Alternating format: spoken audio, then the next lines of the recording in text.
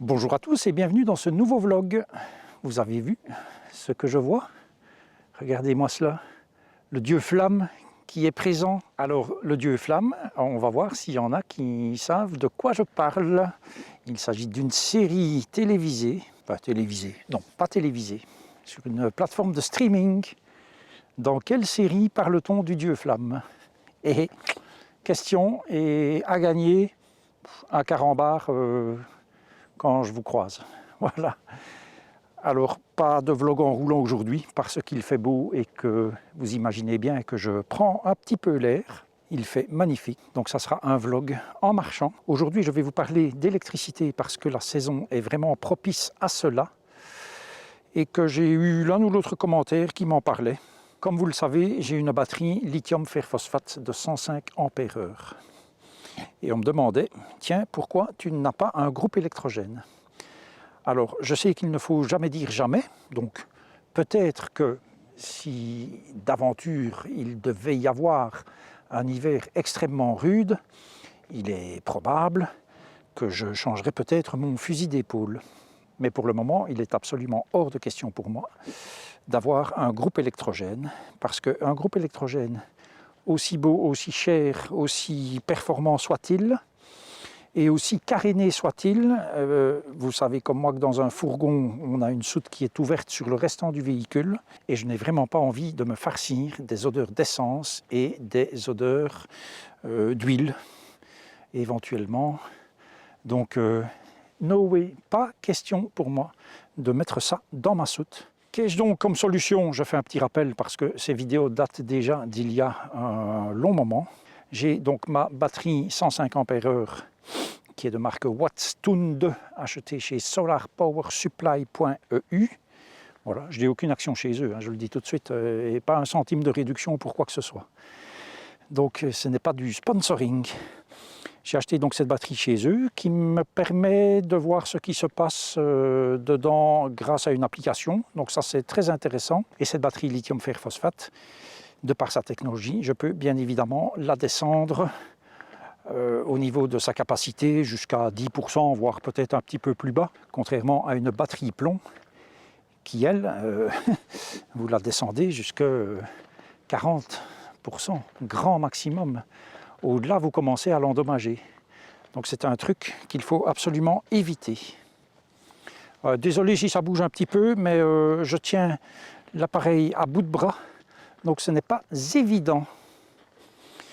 Donc la batterie plomb, c'est vraiment, quand on vit en van, je pense que c'est vraiment le premier achat à faire, c'est une batterie lithium.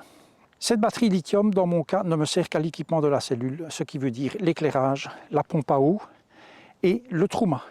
Le Truma étant le plus gros des consommateurs. Bonjour monsieur. Ah ouais, c'est quoi cette andouille qui tient une caméra à bout de bras? Bah ouais, ça fait toujours ridicule, mais c'est comme ça. Hein.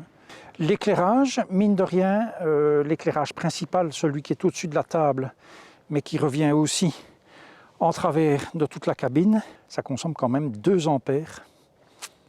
Donc c'est beaucoup. C'est vraiment beaucoup. Je ne l'utilise jamais. Je préfère utiliser ma rampe LED que j'ai achetée sur Amazon. Je vous remets éventuellement le lien ici en bas. Mais ces liens se trouvent sur mon site. En hiver, avec une météo pas comme aujourd'hui, c'est-à-dire une météo sans soleil, comme hier. Hier, il a fait tout gris toute la journée. Il est rentré très exactement 20 watts dans le panneau solaire. Alors, augmenter la puissance du panneau solaire, à quoi bon? Franchement, à quoi bon? Éventuellement, mettre un panneau PERC, plus performant, oui. Mais remettre le même panneau en 200 watts, je me fiche pas mal d'avoir 40 watts au lieu de 20. 40 watts, c'est rien du tout. Il me faut au minimum 500 watts par jour. Donc, changer de panneau solaire, pour moi, c'est une dépense qui est totalement inutile, en tout cas ici. Après des journées comme aujourd'hui, où le panneau est en train pour le moment de rentrer 20 watts, et donc 20 watts par heure, là, effectivement, j'aurai un 200 watts. Au lieu d'un 120 watts, ben, je rentre un peu plus.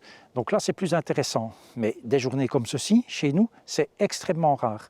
Donc franchement, le jeu, pour moi, n'en vaut pas la chandelle. Le groupe électrogène, j'en ai parlé. je n'en veux pas. Une autre possibilité que j'ai aussi, si je veux augmenter mon autonomie qui est actuellement donc de 2 jours et un petit peu, donc très mauvaise journée, pas de soleil, ciel gris, des températures aux alentours de, je vais dire entre -3 et +3, c'est 35% de batterie qui partent tous les jours, en étant très économe en éclairage. Ce qui veut dire que j'ai 2 jours et quelques d'autonomie.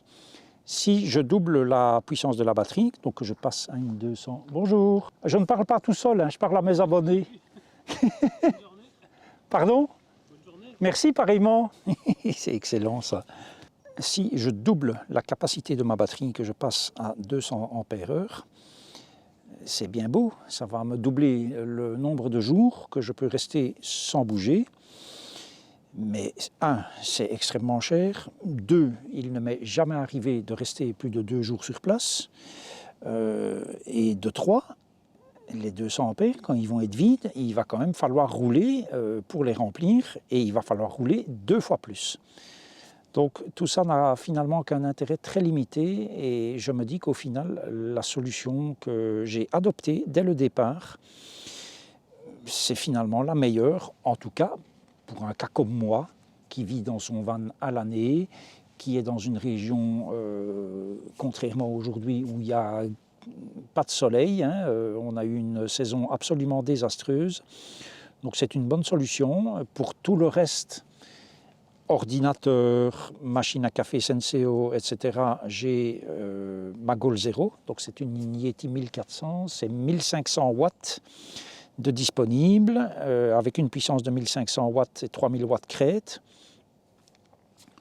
Donc tout ça pour recharger mon ordi, c'est parfait. Et j'ai maintenant la petite Blue Yeti que j'ai reçue, qui est une 700 watts de puissance, 538 Wh de capacité. Et avec ça, pour recharger le drone, pour recharger des petits trucs, les éclairages, l'appareil photo, caméra, GoPro, ces petits machins-là, c'est parfait. C'est vraiment parfait. J'ai reçu son panneau solaire.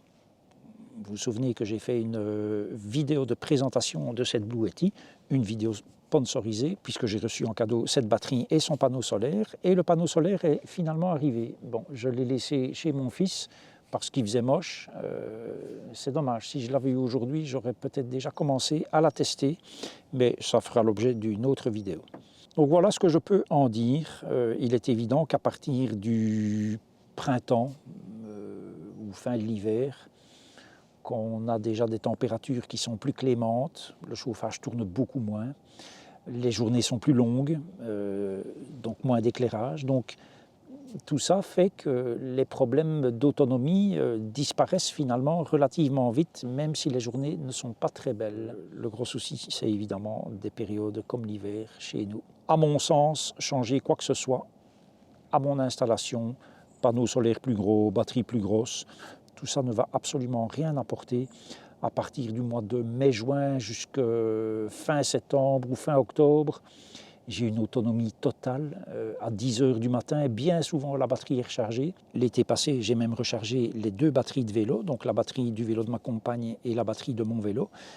Ces batteries, c'est quand même des très très gros consommateurs. Donc j'ai rechargé en utilisant le convertisseur qui est attaché à la batterie cellule. Convertisseur que je n'utilise pas en hiver, pour économiser justement la batterie cellule, mais en été, je l'utilise et j'ai notamment rechargé les batteries de vélo avec. Eh bien, je peux vous dire qu'avec tout ce qui rentrait comme watts grâce aux panneaux photovoltaïques, eh bien, je n'ai pas été ennuyé, malgré que je n'ai qu'un panneau de 120 watts. Alors, je n'ai peut-être pas récupéré l'intégralité de la batterie en une journée, mais en 2 jours, j'avais récupéré ce que j'avais utilisé pour remettre dans les batteries des vélos. Donc, franchement, que demander de plus? Le panneau photovoltaïque portable que j'ai reçu de chez Blue Yeti est vraiment tout petit, c'est une minuscule mallette, donc c'est vraiment génial, c'est un 120 watts. Le panneau, si vous vous souvenez, si vous regardez dans les toutes premières vidéos de la chaîne, le panneau photovoltaïque que j'avais reçu avec ma Goal Zero, c'est un panneau rigide que j'avais mis dans le fond de la soute. Il se fait que maintenant, comme je n'ai plus le même van, la soute est moins large et je n'ai plus autant de place. Donc je ne le prends plus et en plus je ne l'ai jamais utilisé. Maintenant, s'il y a un spécialiste de l'électricité, qu'il me réponde. Sur ma Yeti, il est marqué que l'entrée panneau photovoltaïque ne peut pas dépasser 22 volts. Or, il se fait que le panneau solaire portable que j'ai reçu gratuitement donc de chez Bluetti pour recharger ma Bluetti, il est à 23 volts, quelque chose. Et donc, j'ai peur de l'utiliser aussi pour recharger ma Bluetti puisque le voltage est un peu plus élevé que ce qui est prévu dans la documentation chez GoalZero. Donc dites-moi en commentaire si selon vous ça pourrait poser un problème que je recharge ma GoalZero avec ce panneau solaire Bluetti qui a 1 volt de plus en sortie apparemment. Voilà, on annonce encore un peu de soleil demain, déjà beaucoup moins qu'aujourd'hui. C'est comme ça, hein, donc je vais vraiment en profiter. Et puis voilà, je vous dis à la prochaine. Et d'ici là, prenez grand soin de vous.